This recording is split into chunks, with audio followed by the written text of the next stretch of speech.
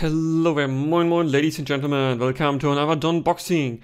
After just a few days ago I took a look at the Topping D53 and today we are taking a look at the other part of the haul that was not cancelled because the company decided not even a year after release we are cancelling the whole product. So we are taking a look at the Puller PA02 in 3.5mm in very marvelous printing quality, as you can see here. Oh yeah, that high res. And we're taking a look at the 3 Clarion ear tips. And I suppose I will be starting with the Clarion ear tips because that is the smaller fish to fry. Yeah, generally I'm still on the hunt for interesting ear tips, and these I have not had. Whoa, and immediately we all fall out. Okay, so that is absolutely great packaging. Just had to pick one up. If you open the thing, immediately it falls out because it's not mounted anyway. So I forgot how much these clock in, but they're relatively cheap.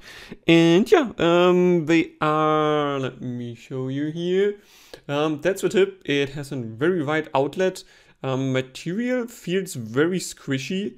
The back of it, here you can also see the inner tube is on the thinner side of things. And they do have a bit of a longer outlet stem here. And they definitely go for a bit of a funnel / horn shape here. And I'm not sure if this will work for me because I also had problems with the spring tips that kind of similar. But these feel more squishy than spring. So this might work for me, but yeah, I have to try. Oh yeah, and of course this is in size S because yeah, my ear canal is relatively small. Okay, let's get that out. That's already first part of the unboxing. This is the packaging of the PA02, which has gotten a bit of hype recently, at least from what I saw online. And yeah, because of the last sale, they actually were a bit cheaper. I was like, okay, come on, what the heck, let's try them. Maybe they're actually worth the hype or not. And yeah, they come in this starry packaging. Why, I can't tell you. And there's no information at the back, no frequency response given. So I would like to, oh, there's a bit of information here on the side. Yeah, we have the color red-green. It's 1 dB for BA. Impedance of 36 ohm, which for this configuration is relatively high. Total harmonic distortion less than 0.5%. Sensitivity 111 decibels though, so that is pretty high. At least you're judging from spec, you shouldn't run into any difficulty with this. And then they say where they are from, and yeah, that's kind of information we have. Also, this is just stickered on here. It's not like they printed anything. They just found encasing and then stickered it on. That is a bit, I don't want to say ghetto, but I kind of want to say ghetto. Casing is what you would expect in any other IEM so far. It's just black. Fortunately though, it is relatively easy to open. As you can see, I just shaked it one time and it immediately opened. And then presentation wise, we get a thin sheet of see-through paper, warranty card with not much information, and then we have the hockey puck carrying case and the IEM. Let's first take a look at the carrying case and accessories. Yeah, this is thick foam. It's all like it's really filled with foam, but foam is relatively soft. Should keep the IEM safe. And the hockey puck is, I mean, I've seen quite a few of those already, and yeah, yeah, this doesn't make an issue. This is not different than the others. This is glued instead of sewed. So yeah, take that as you will. Some of them are decently good, others directly fell apart on me. Zipper here is golden, absolutely my stick. I love golden zippers, it's the best. And opening though is nicely smooth, I like that. I can probably guarantee you it's artificial leather, but give me the smell test. It smells like artificial leather. The inside here, you can see it is suede, so it's soft. And then we have ear tips, of which we get so we get these more rubbery tips that came with a few other already. The cheapest one would be the hard mirror, which yeah, I did like these tips with. We have them rid of a small bore and tend to yeah, reduce treble a bit, which with the hard mirror is a good thing because it's relatively bright. And then we have these Rendo silicone tips here that have a bit of a wider outlet, definitely a bit more, a bit harder than these here. And we get 3 pair of foam tips, and if I see this correctly, this actually is different sizes. This should be M and this S probably. I like to see S foam tips, see them much too rarely nowadays, but I would like to see more of these. And then we have the cable, chip, and yeah, let's take a look at the plug here for a moment. I'm not a fan of this fingerprint collecting style, but generally this is okay made. Like it looks a bit cheap to me as well. There's a stone integrated here. Yeah, I'm not a fan of this, but hey, your knowledge may vary. And then we have the cores here, which are, they try to go for something similar that, for instance, the Yanyan Canon came with. The difference is the Canon has a way thicker cable that just, yeah, feels more and looks more quality than this. This is a bit on the thinner side. Not being thin though, it's just on the thinner side. And the thing that I do like at the moment though, it doesn't seem to be, let me just unroll it for a moment. It doesn't seem to be like tangly or weird in terms of shaping. Yeah, that's already relatively smooth right out of the box, so that's neat. And we have the splitter in the exact same style here. Again, not my stick, but at least it fits the style. Chin slider is moving well enough, no issues here. And then the top cables, I think, are the same thickness. Yep. Twisted, yeah, 2 cores. And then they go into the ear hooks here, which again fit the same style and kind of looks gaudy, not my type of thing. But at least seems to be aluminium. No color indication. What I can see, it's just L and R printed on here. And the actual ear hook itself, relatively thick, rubberized, strong bouncy effect. This here could maybe be a bit too small for some. I need to try that myself. And yeah, that sums up the accessories. Next, let's take a look at the IEM here. Yeah, this is the actual IEM. I'm not sure what this is supposed to be. Looks like a bit like oil spill or something like that, where the light is like fracturated. It looks unique, and I'm not sure how well it's visible in the camera. This has also a bit of a texture inside, like it's not just 2D, like it looks like it is textured.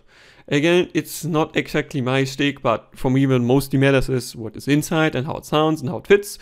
And in terms of, build here, let me remove the tip. This is a relatively large case. It's definitely still bigger than, for instance, the H40, which had a similar chassis shape. So it's the kind of semi-custom with, let's say the insertion angle is not exactly 90 degrees in this. It looks like it's more like 75, 80 degrees. And yeah, the insertion length seems to be okay. Like this looks like it's 4.5 millimeter or something like that, plus 2 millimeters more from the shaft or the IEM shell. That seems to be alright, like that should fit well. Something that I don't like at the moment, but you can probably see here, the glue left over, or if it's not like glued incorrectly, the mesh in the front here, that is not that great. And in terms of nozzle diameter, where is my measuring device? Let's already give this a quick measure. Let's see what the nozzle diameter says. So behind the lip we have 5.5 millimeter, and at the lip we have it's a bit difficult on camera, 6.24 or 6.25 millimeters at the lip. So that already is a relatively wide nozzle and could be too much for some, especially combined with the big shell here. But again, I will try this out. Like maybe it is actually insertion angles do work great. I just have to see. And I think last but not least noticeable here, this is flush 2-pin connector directly integrated into the casing or the chassis here. Some people I have heard don't like this because the 2-pin tends to slide out there. I didn't have any problems with this whatsoever. And we will just try to plug the 2-pin in before we finish this unboxing. Yeah, no, this does not have that much friction here. So, other 2 pins I have tried recently, the nails are, for instance, super difficult to get in and out. This here is relatively easy, and I can see why people had complaints about 2 pins like that. It just can happen that it slides out here over time, like it's just not solid enough in there. And I think last but not least noticeable, there's one pressure hole here at the top. That could be back vented, that could be piping through, like getting basically vent from the front to the back. If it's only back vented, it will not relieve driver flags. If it is actually front vented, that could help. I have to see how that works. And just for reference, we also remove the other side, which is the same basically. But what we quickly can still check out is the actual pattern here, which I'm not sure if it's random or not, but the right side actually has a bit of a different color scheme to the left. This one is more greenish, while this one here is more reddish. Yeah. And well, that's it. I hope you enjoyed it. If you have questions, if you have criticisms, other feedback, leave a comment. Oh, and of course, first impressions I cut after this here, when I listen to it a bit. Of course, first listening and then measuring, or through all of this in the same video. And yeah, that's it. And see you later. Welcome back. So, quick first impressions of the Polar PA02, and yeah, I've been using this for a few hours now, like 2 or 2.5, something like that, and generally this seems to be pretty well tuned. I don't have too many complaints generally. Occasionally I have a weird feeling that somehow there's a bit of rattle, like one-sided going on, not entirely sure, like it's difficult to pinpoint because some of my songs I don't notice it at all, and others I have the feeling like that's a bit strange. And other than that, I don't think it's the most natural timbre in the treble, but definitely better than the quintet there, and yeah, it also seems to be definitely more relaxed going on than the quintet that I have been using before that. So it is a relatively nice listening overall, and yeah, rather balanced. Vocals can be pretty good, don't need to be. Some of my tracks where vocalists were a bit, don't want to say pushed back, but not as clear as I've heard them with other IEMs. But still, overall good. And my favorite thing at the moment actually is soundstage and layering and imaging. That is pretty strong here. So most of the time, actually, I had at least 5 layers. Like there was a really distinguishable center layer when there was left and right and then outside. It was really nice to have. And what I also enjoyed, actually up and down was pronounced here. Some cymbals in some of my Fusion Jazz tracks. I actually forgot to note the name. That will be my detailed review later.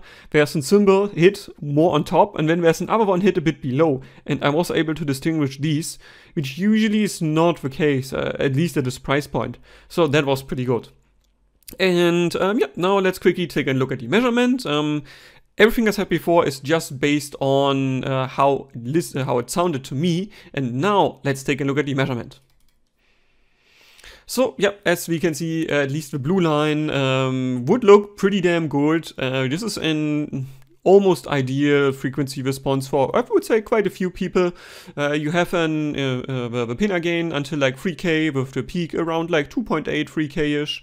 Then you have a light downward slope with a not pronounced 5K peak. Here it's at 4.5K. And then you have a bit of additional energy at like 7K. And yeah, then again, a light dip around 9-ish, respectively 8. So again, depends on your pinna. And then after that, you have a raise again, and then peak at here. My coupler shows it at 13K, but doesn't really matter, like just to show that there's energy past 10K.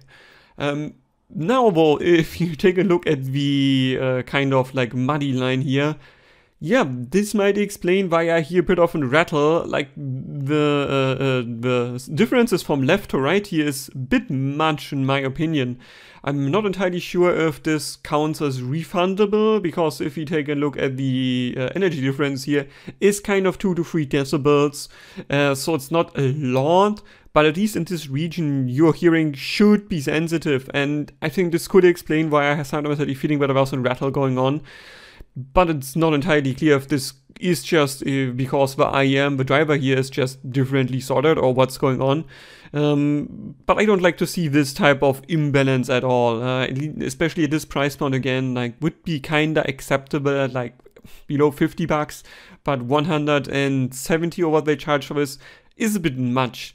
And I will ask Hi-Fi Go, where I ordered this, what they think about this, because this is, at least in this region, is a bit much of a difference. Like this really goes from relatively clean, lightly warm lower mids to, yeah, it's pretty damn warm lower mids, and that could explain why, again, as I said, like this rattle that I notice in some of my tracks can be explained through this graph that we see here. Yeah, but other than that, actually I did enjoy it, and yeah, I want to end my first impressions here, and yeah, let me know if there's anything in the comments, and yeah, see you in my next video.